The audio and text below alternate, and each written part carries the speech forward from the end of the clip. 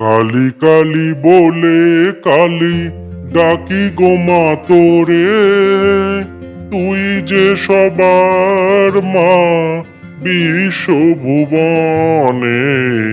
কালি কালি বলে কালি ডাকি গো মা তোরে, তুই যে সবার মা বিশ্বভুবনে। ও নগেন কাকা, তুমি এসছো?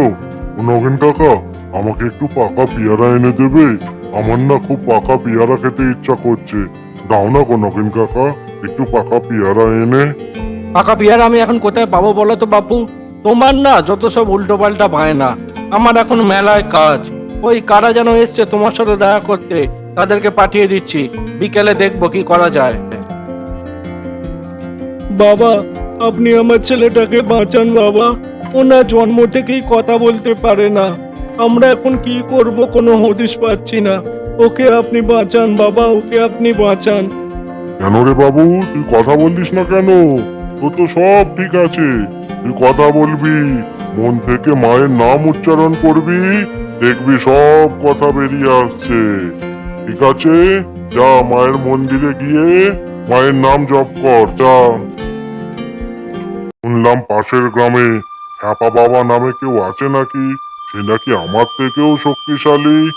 না বাবা, আপনার থেকে শক্তিশালী কেউ আর নেই এই তল্লাটে। আপনি স্বয়ং মহাসাধক। আপনার সাধনা আমি দেখেছি। আপনি পরম গুরু, পরম গুরু। আপনার থেকে শক্তিশালী কেউ নেই এই তল্লাটে।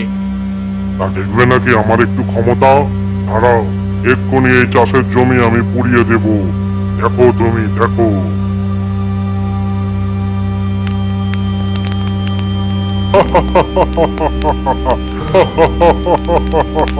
সব পুড়ে শেষ হয়ে যাবে, সব পুড়ে শেষ হয়ে যাবে।